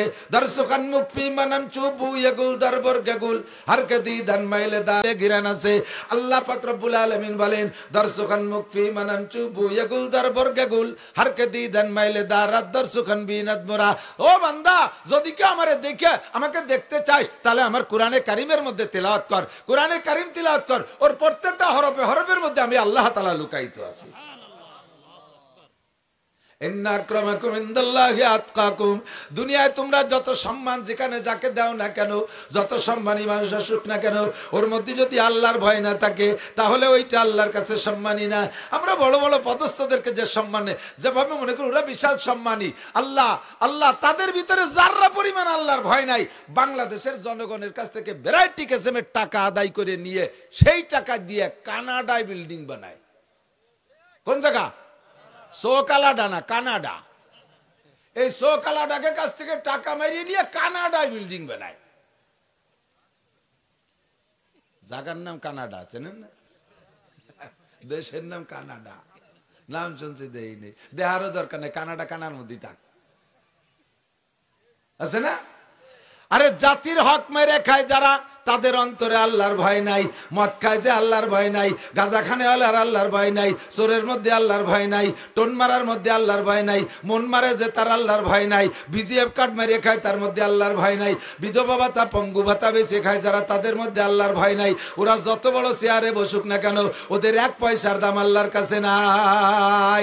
দাঁড়াও সেকেন্দার সে ও মর্দে ফকির আওলা जिसकी फकीरी में बुया सादुल्लाह है। दाराओ सिकंदर से वो मर्द फकीर आउला जिसकी फकीरी में बुया सादुल्लाह है। একটা ফকির শুয়ে রইছে, এদিক দেখেন, একটা ফকির শুয়ে শুয়ে ভিক্ষা করতেছে, আর একটা ফকিরের ঠ্যাংকুড়া বগলে ক্রাশ লাগাইয়া হাইটে হাইটে ভিক্ষা করে। হাঁটা ফকির হাইটে হাইটে বেশ কামাই করছে। শুয়া ফকির তার জায়গা বিভিন্ন জায়গা যাতে পারে না, ওর কাছে যে আসে তে দিলি দেয়, না দিলি না দেয়। ওর বেলেটে অল্প কাটা পয়সা, টাকাও না। হাঁটা ফকির ভিক্ষা করতে করতে আইসা শুয়া ফকিরের কাছে আইসে দেখে যে ওর প্লেটে তেমন পয়সা নাই। ওর মন খারাপ হয়ে গেছে। ওর ব্যাগেতে বেরোইয়া 10টা টাকা ওই শুয়া ফকির থালের মধ্যে ছেড়ে দিয়েছে। ওই জায়গায় দিয়ে একটু আগে একজন 1.5 কোটি টাকার মার্সিডিজ গাড়ি চালায় যায়, তার কাছে হাক মারছে, বাবা আমার একটু দেন। লোক জামে সে জায়গা গাড়ি দাঁড়ায় গেছে, সেই লোক গাড়ির মধ্যে শুয়া বইয়ের কাছে মাপ চাই, বাবা দেওয়ার মতো নাই, কোন তো দেই। কিরাস লাগাই দিয়ে কুড়া ফকির সে ভিক্ষে করিয়া নিয়ে 5 টাকা দেয়, 1.5 কোটি টাকা দামের গাড়ি চালায় যায়, সে ভৈরির কাছে মাপ চায়। কত বড় অন্যায়কারী চিন্তা করতে পারেন। বিচার আচার সালিশ বিচার কোর্ট কাছারি ছাড়াই মাপ চাই ফেলাইছে, তাও ফকিরের কাছে। কোটি কোটি টাকার মাল দোকান ভরা, লক্ষ লক্ষ টাকা ক্যাশব্যাক। সে সকালবেলা যে বিসমিল্লাহ করে দোকান খুলছে, দোকান খুলে বসছে, এখনো কিনা বেচা হয়নি। ফকির এসে কয়, বাবা আল্লাহর রাস্তায় কিছু দেন। এই দোকানদার কিনা বেচা হয়নি বিদায় ফকিরের কাছে মাপসাই কয়, বাবা এখনো বনি করি নেই, মাপসাই এখনো কি কয়, বনি করা কয়নি, আমাকে শুরু করার কি কয়, বনি করি নেই। ফকির কয়, দিলাম তোরে মাফ করে, তুই যেন দিনের মধ্যে বনি করতে না পারিস। আমিও তো তোর কাছে বনি করতে আইছিলাম, তা আমি বই রে যদি তোর কাছে বনি করতে না পারি, তুই কোটিপতি বনি না করলে আমার কি কতক্ষণ। মহিলারা বাড়ি ফকির গেলি কয়, এখনো ঘর বাড়ি ঝাড়ু দেই নেই, বাবা মাফ চাই, ঘর বাড়ি ঝাড়ু দেই নেই, এখন মাফ চাই। বেলা গড়িয়ে গেছে, বিকেল বেলা আমাদের মুরব্বীদের নিষেধ হইরে ভিক্ষে দিয়া বাবা মাফ চাই। ফকির কয়, দিলাম মাফ করিয়া, খেলা হবে কাল। সারা দিন বসে রয়েছে, বনি করতে পারে নাই। সপ্তাহ ভরে বসে রয়েছে, বনি করতে পারে নাই। মাস চলে গেছে, বনি করতে পারে নাই। এরপরে চলে গেছে বাবার দরবারে, বাবা একখান পরোয়ানা দেন, একখান তাবিজ দেন, দোকানে তো বনি করতে পারতেছি না। আল্লাহ কয়, তোর বাবার গলায় দড়িতে ঝুলোই বাঁধতে থুলিও কাজ হবে না। ওখানে খেলা হয়ে গেছে অন্যরকম, ফকিরের বদদোয়া কবুল হয়ে গেছে। একে চশমে জাদান গাফিলা যা শাহনাবাসী শায়াদ কেনে গা কোনা দাগা হানাবাসী। আল্লাহ পাক বিভিন্ন সময় দোয়া কবুল করে। ওই সময় যদি কেউ তোমার জন্য দোয়া করে তাও যেমন কবুল হয়, তোমার বিপক্ষে বদদোয়া করলেও কবুল হয়। ওই ফকির যতদিন মাফ না করবে ততদিন তুই বউনি করতে পারবি না। যা খেলা জমে গেছে, কতক্ষণ আছে না নাই। দাঁড়াও সেকেন্দার সে ও মর্দে ফকির আওলা জসকি ফকিরি মে বুয়াস। আমরা তো কমি মতো স্যার হুজুর কালেকশন করি, ভালো ভালো পার্টি দেখি একটু খুঁজে খেজে যাই, একটু বিভিন্ন সময় ফোন টোন করে যোগাযোগ করে গেছি যে কবে যান মাদ্রাসায় তো এরকম দেখেন, আমার মাদ্রাসায় মাসে 3 টন চাউল লাগে, 27 জন শিক্ষক, 4 লাখ টাকা বেতন আসে, ছেলে মেয়ে কত কি করবো বুঝতে পারতেছি না। এ বড় লোক কয়, হুজুর কিচ্ছু নাই, এবার কিচ্ছু নাই। কি নাই? কয় 4টে তেলের পাম্প করছি, ফাঁকে বা 2টে এলপিজি করলাম। গাজীপুর 10 বিঘা জমি রেখে ওখানে 4টে গার্মেন্টস করতে যাইয়ে শেষমেশ আবার বোর জ্বালায় টিকতে পারলাম না, 10খান পরিবহন নামাইছি আর 4টে ডিস্ট্রিক্ট রাখ, এই অতি যে কিছু নাই। আমি তাই তুমি ধাল পাইতে রাস্তায় বলছো, আমরা পয়সা দেওয়ানি। এমন ভাবে মুখ চাটাই দিয়ে কয় মুনি জন্য ওরে 10টা টাকা দিলেও খুশি হয়, আছে না? ফকিরের ব্যাগের থেকে খোড়া ফকির 5 টাকা, শুয়া ফকিররা দেয় কোটি কোটি টাকার মালিক কিছু দিতে পারে না। এইরকম ফকিরের দাম আল্লাহর কাছে অনেক বেশি। কথা কান ঠিক ঠিক না? ইন্না আক্রামাকুম ইনদাল্লাহি আতকাকুম ওয়া মান ইয়াত্তাকিল্লাহা ইয়াজআল লাহু মাখরাজা। যে আল্লাহকে ভয় করে আল্লাহ তাকে বিপদ থেকে উদ্ধার করে, যে আল্লাহকে ভয় পায় আল্লাহ তারে বিপদ থেকে উদ্ধার করে। আল্লাহ পাক বলেন ইয়ারফাইল্লাহুল্লাযিনা আমানু মিনকুম, তোমাদের মধ্যে সবচাইতে সম্মানী উঁচু মর্যাদার তোমাদের মধ্যে যারা ঈমানদার। আরে আমেরিকার প্রেসিডেন্ট, আর ইসরায়েলের প্রেসিডেন্ট, ইউরোপ কান্ট্রির সমস্ত প্রেসিডেন্ট, আফ্রিকার সমস্ত প্রেসিডেন্ট, আমাদের এশিয়া মহাদেশের যত প্রেসিডেন্ট প্রধানমন্ত্রী, সারা দুনিয়ার প্রেসিডেন্ট প্রধানমন্ত্রী, স্বরাষ্ট্র পররাষ্ট্রমন্ত্রী, সমস্ত সেনা প্রধানদেরকে এক পাল্লায় রাখবা। যদি ওরা ইমানদার হয়, এই গ্রামের ফকিরটাকে আর এক পাল্লায় রাখলে তার দাম আল্লাহর কাছে বেশি হইয়া যায়। ইরফাইল্লাহুল্লাযিনা আমানু মিনকুম, আর কার দাম বেশি আল্লাহর কাছে? ওয়াল্লাযিনা উতুল ইলমা দারাজাত, আল্লাহর কাছে দামি ওই ব্যক্তি যাকে আল্লাহ তাআলা ইলম দান করেছেন। কোন সুবহানাল্লাহ। আল্লাহ পাক রব্বুল আলামিন জিজ্ঞেস করো তো নাসির, বলো তো উম্মতের কাছে জানতে চাও, কুল বলো হাল ইয়াস্তাবিল্লাযিনা ইয়ালামুনা ওয়াল্লাযিনা লা ইয়ালামুন, শিক্ষিত মানুষ আর অশিক্ষিত মানুষ সমান হতে পারে? একটু বলেন, পারে? শিক্ষিত আর অশিক্ষিত কোনোদিন সমান হতে পারে না। আরে অনেক জায়গা দেখা যায় যে কিছু মূর্খ মানুষ বুদ্ধি ঠিলিয়ে এত বুদ্ধিমান, কারে দে কারে লাগাই দিলি পারা জ্ঞানজাম টিকে থাকে, তা ভালো বোঝে, যাতে জীবন ভরে মাতুব্বাড়ি ছড়ি ঘুরে খেয়ে বেড়াতে পারে। আছে না এরকম?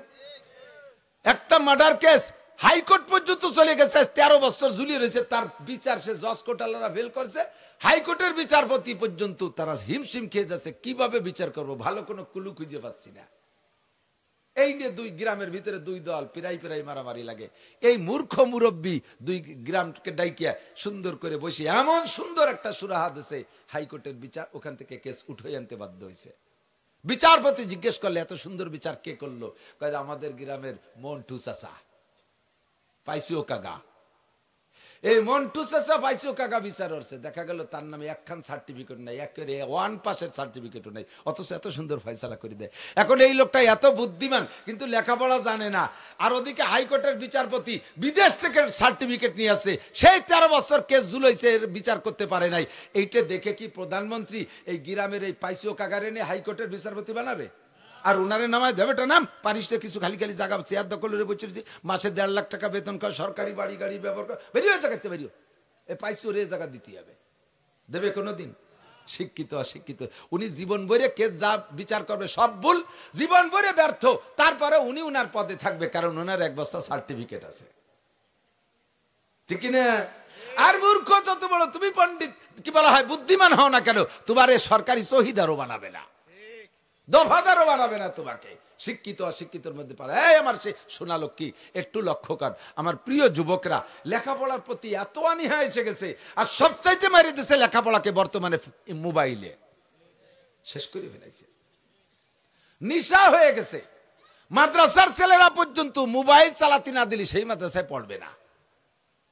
আমাদের মাদ্রাসাগুলোর নিয়ম হলো মোবাইল মাদ্রাসায় পাইলে একটা ইটির পর তুই আর একটা ইট দিয়ে গাই দিয়ে ভেঙে ফেলাবে। ছেলেবেলে তো সবাই দিয়েছে, আমাদের ছেলেবেলে আছে, পয়সা হয়েছে, বাড়ি এসে জ্ঞানের আব্বা 10 দিন ছুটি, কি আরবো, আমাকে তো টেলিভিশন কেনেন নাই, তা কি আরবো? আমি কিন্তু কোরআন শরীফ পড়, কোরআন শরীফ তো মাদ্রাসায় পড়ি, বাড়ি এসে কি পড়া যায়নি, এটা কিছু করতে হয়।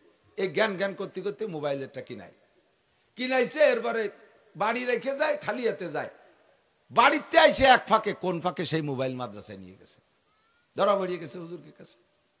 এখন কাজ কি করবো করো, কি করবো, আমার আব্বাকে নিয়ে দিয়েছে 20,000 টাকার মোবাইল, আমি জানি কি এর বোধ হয় পানিতে ফেলে আর নয় আশ্রয় ভাঙতে হবে, একখান ইটির পর তুই আর একখান ইট দিয়ে নিজে হাতে গাওয়াই সেই মোবাইলটা গুলো ফেলেছে। আমার কাছে খবর আসছে যে এই তো আবার ছেলেই বলতেছে আব্বা আমার মোবাইল হুজুরি ভেঙে ফেলাইছে। আমাকে কালকে তোমার নামে বিকাশ করে দিচ্ছি 5,000 টাকা হুজুরির মোবাইলে, ওই 5,000 টাকায় দিয়ে ওই হুজুরকে মিষ্টি কিনে খাওয়াবা, একটা উপযুক্ত কাজ করছে। মোবাইল ভাঙছে ফার্স্ট ক্লাস, ওই হুজুরকে 5,000 টাকার মিষ্টি খাওয়াবি, আর জীবনও মোবাইল কিনবে না। মোবাইলই শেষ করে ফেলাইছে, লেখাপড়া সব শেষ। মন দিয়ে করো সবে বিদ্যা উপার্জন, সকল দানের চেয়ে বিদ্যা মহাদান। এই দান নাহি কেউ নিতে পারে কেড়ে, যতই করিবে দান ততই যাবে বেড়ে। কথা বলেন ঠিক কি ঠিক না? দুনিয়ার যা কিছু আছে সব দিলে তাৎক্ষণিক কমে যায়। যা আছে যত লম্বা জিনিস কাটলে তা খাটো হইয়া যায়।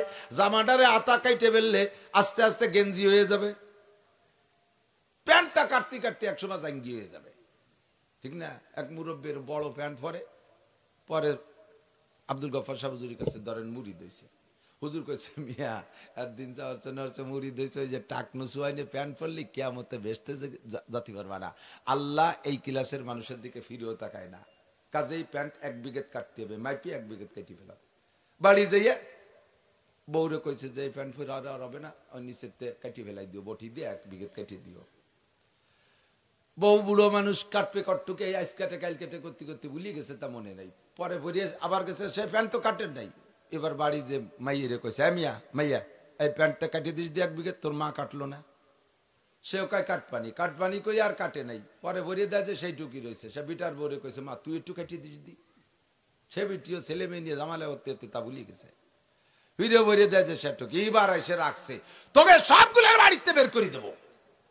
এই 3 দিন 4 দিন ধরে করছি একটা প্যান্ট কাটতে, তাই কাটিস নে। এই ভয়তে পয়লাই বিটার বউ কাটছে 1 বিঘত, কাটিয়ে থুয়ে দিয়েছে।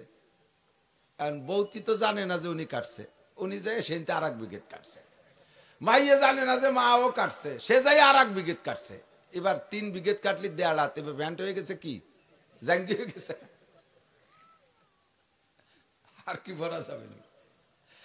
কাটতে কাটতে যা কাটবেন তাই খাটো হয়, কিন্তু একটা জিনিস রাগ করে কাটেন আর আদর করে কাটেন, প্রত্যেক কাটায় কাটায় বড় হয়ে যায়। যত রাগ, তুই বড় হয়ে গেছিস তোরে কাটিয়ে খাটো করে ফেলবো, এই করে কর দেবেন, তা তো বড় হয়ে যায়। বলেন তো পুকুর, সেটা কি পুকুর? পুকুর বড় হয়ে গেছে, পুকুর এত বড় হয়ে গেছিস, কাটতে কাটতে তোরে খাটো করে ফেলবে, এই করে আর কম দিয়েছেন। সে কবে কি বাড়ে না কমে? পুকুর যত কাটবেন তত বাড়ে। আর দুনিয়ার সব কিছু যত দেবেন তত কমে। 100 টাকাতে 10 টাকা দিলি 90 টাকা থাকে, 1000 টাকাতে 100 টাকা দিলি 900 টাকা থাকে, 1 মনেতে 10 কেজি দিলি 30 কেজি থাকে, 1 কেজিতে 1 পোয়া দিলি 3 পোয়া থাকে। যা দেবেন নগদে কইমা যায়। 2টা জিনিস মাত্র যখনই দেবেন তখনই বাড়ে, জীবনেও তা কমে না। একটা হলো এলেম, শিক্ষা, জ্ঞান, আর একটা হলো আগুন। আগুনের থেকে যত আগুন দেন প্রথম আগুনের মধ্যে কম হয় না। হাজার হাজার ল্যাম্পের মাথায় আগুন নেবেন, কোনো জায়গা কমে না, খালি বাড়তেই তালে থাকে। কথা বলেন ঠিক কি ঠিক না? আর একটা হলো শিক্ষা। আমি যেদিন মাওলানা পাশ করে আসছি সেই দিন আজ থেকে 33 বছর আগে, 33 বছর পর্যন্ত আমি হাদিস পড়াইতেছি ছাত্রদেরকে। পড়াইতে পড়াইতে আমি যা পড়ি আসছিলাম 33 বছর দিতে তাহলে হয়েছে হাজার হাজার ছাত্র আমার মাওলানা হয়ে গেছে। তাহলে তার আমার মধ্যে এরকম কিছু থার কথা না, আমি যা শিখাইছিলাম সব দিয়া হয়ে গেছে। যত দেয় তত বাড়ে। কোন মাস্টার সাহেব যত পড়ায় তত বাড়ে, প্রফেসর যত পড়ায় তত বাড়ে। দুনিয়ার মধ্যে সম্পর্ক আছে। কি সম্পর্ক? কয় যে আগুনে আর এই এলেমের মধ্যে সম্পর্ক হলো, আগুন অন্ধকারের মধ্যে জ্বালাইলে অন্ধকার কেটে যায়, আলো হয়ে যায়। আগুন অন্ধকারে জ্বালাইলে অন্ধকার কেটে যায়, আলো হয়ে যায়। মূর্খতার একটা অন্ধকার আছে, মূর্খতার অশিক্ষিততার একটা অন্ধকার আছে। যেই অশিক্ষিততার অন্ধকারের ভিতরে সৌদি আরব ছিল, মক্কা মদিনায় ছিল, তারা এত বর্বর হয়ে গেছে অন্ধকারে। বাপে ছেলেকে মারে, ছেলেতে বাপকে মারে, মায়ের সাথে সন্তানের জিনা করে, জীবিত মেয়েকে দাফন করে দেয়। মেয়ে হওয়াটা তাদের লজ্জার বিষয়। কবর খনন করে মেয়েকে বাপে নিজে হাতে দাফন করে দেয়। কাবা ঘরের মতো পবিত্র ঘরের মধ্যে 360টি মূর্তি রেখে পূজা করে। কত বড় অন্ধকার! অশিক্ষিতের অন্ধকার, মূর্খতার অন্ধকার। যখনই কোরআনে কারিমে লাইট জ্বলছে তখন সব অন্ধকার বিতাড়িত হইয়া সারা দুনিয়ার সবচাইতে শ্রেষ্ঠ আলোর জায়গা মক্কা মদিনা। ঠিক কি ঠিক না? আগুন জ্বালাইলে ঘরের অন্ধকার কেটে আলো হয়ে যায়, শিক্ষার আলো জ্বালাইলে মূর্খতার অন্ধকার কেটে যায়। আরে দোয়া কেলরা না বাসাদ কি নো পেকার, দোয়া কেলরা না বাসাদ কি নো পেকার, না দানা এসে তিজদ बर सबकसार, अगर दो जाने बे दो জাহেলানান, সক্ত জিঞ্জিরে রাহম বগসেলানান। দুইজন শিক্ষিত মানুষ কখনো অকথ্য ভাষায় গালাগালি করতে পারে না। দুইজন শিক্ষিত বড় অফিসার কখনো ঘুষোঘুষি, বক্সিং মারামারি, লাঠি মারামারি করতে পারে না। মূর্খরা 1-2 কথায় লাগিয়ে যায়। কতক্ষণ? শিক্ষিত মানুষ অনেকদিন পর্যন্ত তর্ক করে, অনেকদিন পর্যন্ত লেখালেখি করে একজনে আরেকজনের এগেনস্টে, কিন্তু লাঠি নিয়ে নামে না বাড়ি বাড়ি অত্যি। আর মূর্খ পাবলিক 1-2 কথার মধ্যে হাতের আমল শুরু করে দেয়। কি অত সময় ঝগড়া হয়ে বেড়ায়, ঝগড়া হাতের রে লাগাই দিছি, ঠিক না? দুই মূর্খ যদি শিকল টানে তা ছিঁড়ে ফেলায় দিতে পারে। কাজেই মূর্খতা দূর করতে হবে। এবার মূর্খতা কোন মূর্খতাই? আমাদের জাতিতে আমাদের সমস্ত শিক্ষা গুরুরা বলে শিক্ষা জাতির মেরুদণ্ড। খেয়াল করে না যুবক, বসো শোনা, শোনো, লক্ষ্য করো, বোঝো। জিন্দেগি শেষ করে ফেলাইছো, ব্যাটারি একটু চার্জ দাও। বলেন শিক্ষা জাতির মেরুদণ্ড। বলেন একটু কন না, শিক্ষা জাতির, এই প্রবাদটা জানা আছে না নাই? শিক্ষা জাতির মেরুদণ্ড। মেরুদণ্ড কেচর মেরুদণ্ড নাই, নীলদাড়া মাঝের এই সোজা হাড়টা, কেচর নাই, এজন্য সোজা হয়ে দাঁড়িয়ে থাকতে পারে না। অমেরুদণ্ডী প্রাণী, পড়ছো না তোমরা? আর মেরুদণ্ডী প্রাণী, মানুষের মেরুদণ্ড আছে, সোজা হয়ে দাঁড়ায় থাকতে পারে। এক একজনের মেরুদণ্ডকে আল্লাহ তাআলা এক একভাবে সেট করছে। গরুর মেরুদণ্ড একরকম, চতুষ্পায়ী জন্তুর মেরুদণ্ড একরকম, সোজা প্রাণীর মেরুদণ্ড আর একরকম। আমরা সোজা পাই প্রাণী, দোপায়ী প্রাণী, আমাদের মেরুদণ্ড আমাদেরকে সোজা করে রাখে। যদি কের মেরুদণ্ড ভেঙে যায় অ্যাক্সিডেন্ট করে, কি সোজা থাকতে পারে? যদি কের মেরুদণ্ড বেসাই করে ফেলেন, মেরুদণ্ডের হাড়ের সমস্যা, ডাক্তার মেরুদণ্ড ফেলাই দিচ্ছে, ওকে সোজায় দাঁড়াতে পারবে? পারবে না। তো যা শিক্ষা হলো জাতির মেরুদণ্ড। এখন বলবো কোন শিক্ষা জাতির মেরুদণ্ড, এইটা একটু বাছাই করেন, এইটা একটু বাছাই করেন। কোন শিক্ষা জাতির মেরুদণ্ড? যেই শিক্ষা, এদিক এদিক, যেই শিক্ষায় সুদ খাওয়া শিখায়, ঘুষ খাওয়া শিখায়, চুরি করা শিখায়, ডাকাতি করা শিখায়, লুচ্চামি করা শিখায়, সন্ত্রাসী শিখায়, দুর্নীতি শিখায়, মন মারা শিখায়, টন মারা শিখায়, রাস্তার পিচ মারিয়ে খাওয়া শিখায়, ব্রিজের রড চুরিয়ে খাইয়ে তার মধ্যে কুঞ্চি ঢুকাই দিয়া শিখায়। কতক্ষণ এ চুরি, ও চুরি, সে চুরি, ভোট চুরি, ঘোট চুরি ইত্যাদি শিখায়। যেই শিক্ষায় শিক্ষিত হওয়ার পরে এগুলো করে, আল্লাহর কসম ওই শিক্ষা জাতির মেরুদণ্ড নয়, ওই শিক্ষা জাতির মেরুদণ্ড ভাঙ্গা হ্যামার। কতক্ষণ না কেন? যেই শিক্ষায় চরিত্রকে ধ্বংস করা শিখায়, ওই শিক্ষা জাতির মেরুদণ্ড নয়। যেই শিক্ষায় আল্লাহ ভুলা শিখায়, যেই শিক্ষায় অস্ত্র বানাইয়া নিরপরাধী মানুষকে ধ্বংস করা শিখায়, ফিলিস্তিন গাজার মুসলমানদেরকে মারা শিখায়, তারা একটাও জাগতিক শিক্ষায় মূর্খ না। বিসিএস ক্যাডার, বিশ্ববিখ্যাত বিশ্ববিদ্যালয় থেকে লেখাপড়া শিখা বস্তাবরে পণ্ডিত্য নিয়ে এসছে, তারা নিরপরাধী নারী পুরুষদেরকে ধ্বংস করতেছে, নবজাতক বাচ্চাকে শেষ করে দিচ্ছে, পেটের মধ্যে বাচ্চাকে মারতেছে। যেই শিক্ষায় শিক্ষিত হইয়া ওই শিক্ষা জাতির মেরুদণ্ড নয়, ওই শিক্ষা জাতির মেরুদণ্ড ভাঙ্গা হ্যামার। যে শিক্ষায় মানুষকে ভদ্রতা শিক্ষা দেয়, সীমাহুম ফি উজুহিহিম মিন আসারিস সুজুদ। দেখবেন মাদ্রাসার ছাত্র উস্তাদরা, আমাদের মুখে কখনো গালাগালি শোনেন নাই, আমাদের মুখে গালি শোনেন নাই। শুনছেন? অকথ্য ভাষায় গালি দেই? কোনোদিনও দেই না। আমি গালি জানি না তা না, গালি জানি না তা না। আপনারা ফরিদপুরের মানুষ, এই ফরিদপুরের গালি জানেন। আর আমার বাড়ি গোপালগঞ্জ, আমি গোপালগঞ্জে গালি জানি, ফরিদপুরে গালি জানি, সারা বাংলাদেশ চষে বেড়াই, সব ডিস্ট্রিক্টের গালি আমি জানি, কিন্তু আমি তো দিতে পারি না। আমার ঠেকাই ফেলাইছে, আমার মধ্যে একটা জিনিস ঢুকছে, সেইটা হলো আল কোরআন। কোরআনে আমার জবান খিল মেরে দিছে, তালা লাগাই দিছে। আমি চুরি করতে পারি না, মদ খাইতে পারি না, গাঁজা খাইতে পারি না। আপনার মুখ আছে, আপনি খাইতে পারেন। আমার কি মুখ? আমি কি বন্ধক থুইছি নাকি? আমার মুখ কি আমি ব্যাংকে রেখে আসছি? আপনি মারামারি করতে পারেন, আমার হাত কি নাই? আপনি চুরি করতে পারেন, তা কি আমার নাই? তা কি আলেমের নাই? তা কি ইমানদারের নাই? যেই লোকটা ডাক্তার হোক, ইঞ্জিনিয়ার হোক, ও সাবজেক্টের পর সমালোচনা আমার না। আপনাকে মানবতা শিক্ষা দেবে যেই শিক্ষায়, সেই শিক্ষা জাতির মেরুদণ্ড। ডাক্তার হয়ে যদি সেই শিক্ষা শেখেন, তাহলে আপনার মেরুদণ্ড সোজা আছে। অফিসার, এমপি, মন্ত্রী হয়ে যদি আপনি সেই শিক্ষায় শিক্ষিত হন, তাহলে আপনার মেরুদণ্ড সোজা আছে। ওই শিক্ষা থেকে যত বঞ্চিত, তত আপনার মেরুদণ্ড বাঁকা আছে। আপনার মেরুদণ্ড নাই বলে প্রমাণ হবে। আল্লাহ পাক রব্বুল আলামিনও বলেন, নবী পাকও বলেন, সেই শিক্ষা হলো একমাত্র আল কোরআন। তোমাদের মধ্যে সবচেয়ে দামি, সবচেয়ে শক্তিশালী ব্যক্তি ওই ব্যক্তি যে কোরআন শিক্ষা করে আর কোরআন শিক্ষা দেয়। সাহাবায়ে কেরাম কাফের ছিল যখন, তখন কত বড় দস্যু ছিল।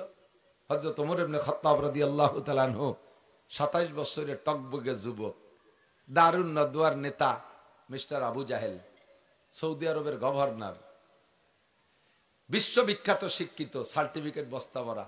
নবী কা তারে কয়, আবু জাহেল তুই মূর্খদের গডফাদার, তোর মতো আবাল হয় না দুনিয়ায়। কতক্ষণ না, আবু জাহেল মানে আবাল জাহেল, ঠিক না? ওর মতো আবাল আর ওর মতো দামলা হয় না। তো এই আবু জাহেল দারুন নদওয়ার মধ্যে ঘোষণা দিয়েছে, মুহাম্মাদের কল্লা আনতে পারলে 100 উট পুরস্কার। কে আসো? হকামা ওমর, ওমর কা জানা, এটা আমার দ্বারা সম্ভব। সবাই বাহা বাহা দিছে। লোকটা একটু লম্বা ছিল, লম্বা মানুষ একটু বোকা হয়। কুল্লু তবিলিন আহমাকু। তো বেশি এই খেয়াল করেন নাই, বেশি লম্বা যারা না হিসেব ছাড়া দেখেন এটা আবালি আবালি ক্লাস, একটু বোকা বোকা ক্লাসের। কারণ কি, মানুষের বুদ্ধি তৈরি হলে দুই জিনিস মিলে যায়, ব্রেন আর কলম। তো ওই লম্বা মানুষের ওই ব্রেন তো কলমের তো বেশি দূরই, ওইতে আইসে সেট হয়ে পারে না, এই জন্য আবার আবার টাটা কইয়ে ওঠে। আবার বেশি কাটো মানুষ জন্মের বুদ্ধিমান মাটির তালে, কারণ ওর ওই মাথার কলম তো কাছাকাছি, গাড় কাটো, এই হঠাৎ একটা কই বেলায় দিতে পারে। আল্লাহ, এক লম্বা রাতের বেলা একখান বই পাইছে বাজার, হয়েছে ছোট ছোট 2 টাকা 5 টাকা বেছে বই পাইছে, আহাম্মকের আলামত। এই বই কয়তালিয়ান কিনতে হবে আমার, 2টা যে কিনে রাত্রি ভর্তি বইছে, ভর্তি যে আহাম্মকের আলামত কি, আহাম্মকরা লম্বা বেশি হয়, গাল লম্বা হয়, দাড়ি লম্বা হয়, মাথা ছোট হয়। ও আয়না ধরে দেখতেছে আমার কি অবস্থা, একটু মিলেই নেই আগে বইয়ের সাথে, দেয় যে সব তা ওর মধ্যেই। লম্বা বেশি এত ঠ্যাং এত কাটি খাটো ওরা যাবে না, গাল লম্বা এত কাটি খাটো ওরা যাচ্ছে না, মাথা ছোট অত আর পাম্পার দিয়ে ভুলোই বড় বানান যাচ্ছে না, যা পারি তাই ওরি। দাড়ি কটা লম্বা, এই কটারে খাটো ওরি আগে, দাড়ি কাটিয়ে খাটো আরবে, 1 মুঠ রাখা তো শূন্য, টুকির পর একটু কাটিয়ে ফেলবে, তা কাশি কোদাল কিচ্ছু পায় না কাটার। চিন্তা হলে যে এই অবস্থায় তো সকাল করা যায় না, দাড়ি তো খাটো করতেই যাবে, নালি তো সব দিক দিয়ে মিলে গেলে মুশকিল। তো দাঁড়িয়ে 1 মুঠ সুন্নত এইভাবে ধরে নিচে এই কুবি ধরাই দিছে আলগাবাতি। তো ওই পূর্তি হাতের দ্বারে যখন আইছে তখন তো হাতে আগুন ধরে যায়, ছাড়িয়ে দিয়েছে, ফেরাত করে সব পুড়িয়ে গেছে।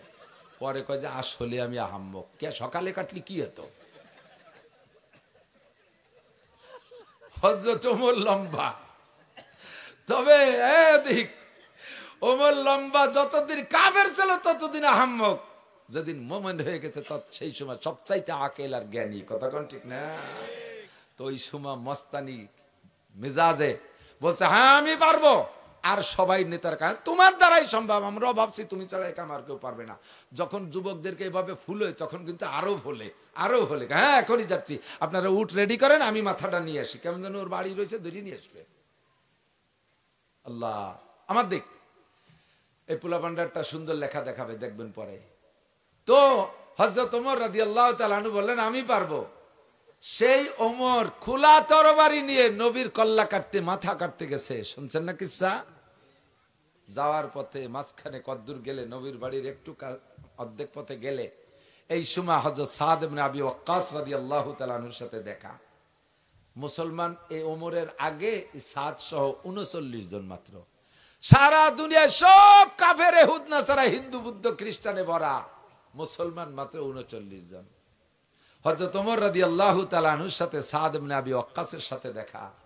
হযরত ওমরের এই ভাব, হুজুরের বাড়ির দিকে তলবাড়িরে মানে শরীর গরম করতে করতে যাচ্ছে, একবার খাপের মধ্যে ঢুকায়, একবার টেনে বের করে, মানে শরীরে গরম করতে করতে যাচ্ছে, চোখ লাল টকটকে, মাথা এরকম বড় মাথা, বড় বড় চোখ, লাল করতে করতে যাচ্ছে। হযরত সাদ দেখে ইয়া উমর আইনা তুরিদ, ওমর কোথায় যাও?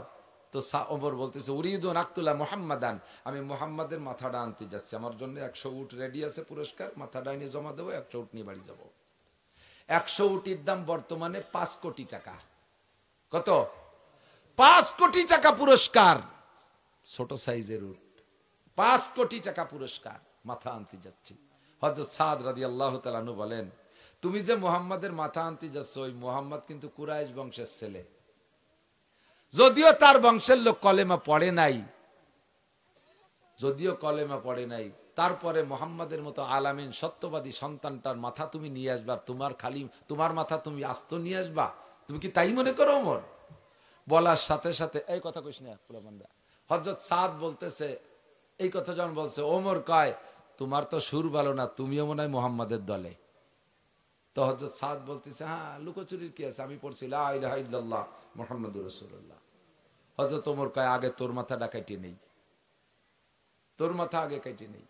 হযরত সাদ কয় পাল্লি চলি আয়, উনিও তরবারি একখান রেডি করছে। ওমর তুই যত বড় লম্বা আর যত বড় জোয়ান হইস না কেন, তোর মধ্যে ঈমান নাই, তো তোর মধ্যে রূহ নাই। 500 গজ লম্বা একটা মাটির মূর্তি যদি হয়, আর এই ছোট ছোট পোলাপানের হাতে যদি এখান দাও থাকে, 500 গজ লম্বা মাটির মূর্তি, আর ছোট্ট একটা পোলার হাতে যদি একটা দাও থাকে, এই দাউদের পায়ে যদি কোপ দেয়, ও মূর্তি পড়বে কিন সোজায় থাকবে? পড়বে পড়বে না? ও মূর্তির কোনো ক্ষমতা আছে প্রতিরোধ করার? কত মূর্তি গাছতলা বাসতলা দেখি কুত্তই যে নাক মুখ ভরি স্প্রে করে দিচ্ছে, দেখছেন না? বগল উচ্চারে নাক মুখ ভরি মারি দিছে। কোন মূর্তি কি কুত্তরে ক্ষতি পারছে যে সবাই আমার খাতি দেয়, ভোগ দেয়, মিষ্টি দেয়, কত কিছু দেয়, তুই খালি দিস আর নাক মুখ ভরি মুতে দিস? তা দিনের বেলা আসলি কে? রাত্রি এসে দরকার পায়খানা করে তুই যাইস। কোন কুত্তরের মূর্তিতে প্রতিবাদ করতে পারে না। সাহাদ কয় যে ওমর তুই যত বড় বাহাদুর এসে কেন, তোর মধ্যে ইমান নাই, তোর মধ্যে রুহু নাই, তোরে আমি মাটির মূর্তির মতো মনে করি। পারলি আয়, তবে আয়, আমি আর তুই লড়ি। তবে খবর একটা জেনে নে, তোর বোন বনায় কিন্তু মুসলমান হয়ে গেছে। স্টাডিং ঘুরে চলে গেল, স্টাডিং ঘুরে চলে গেল রসুলের বাড়ির দিকে, বোন বনের বাড়ির দিক দিয়ে। সে জায়গা মারামারি টারি করি টরি লাস্ট ফিনিশিং ওই জায়গাতেই হিদায়াত নসিব হয়ে গেছে। হযরত খাব্বাব রাদিয়াল্লাহু তাআলা আনহু, খাব্বাব রাদিয়াল্লাহু তাআলা আনহু উনার বোন বনের কোরআন শরীফ পড়াচ্ছে, সূরা তাহার আয়াত পড়াচ্ছে।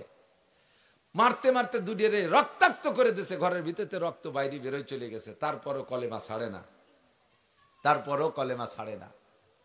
কলেমা যখন ছাড়েই না, তখন ওমর বলতেছে তোরা কি তাবিজ খাইছিস, ঘটনা কি? দেখে যে একটা কাগজে চামড়ায় লেখা কোরআন শরীফের আয়াত।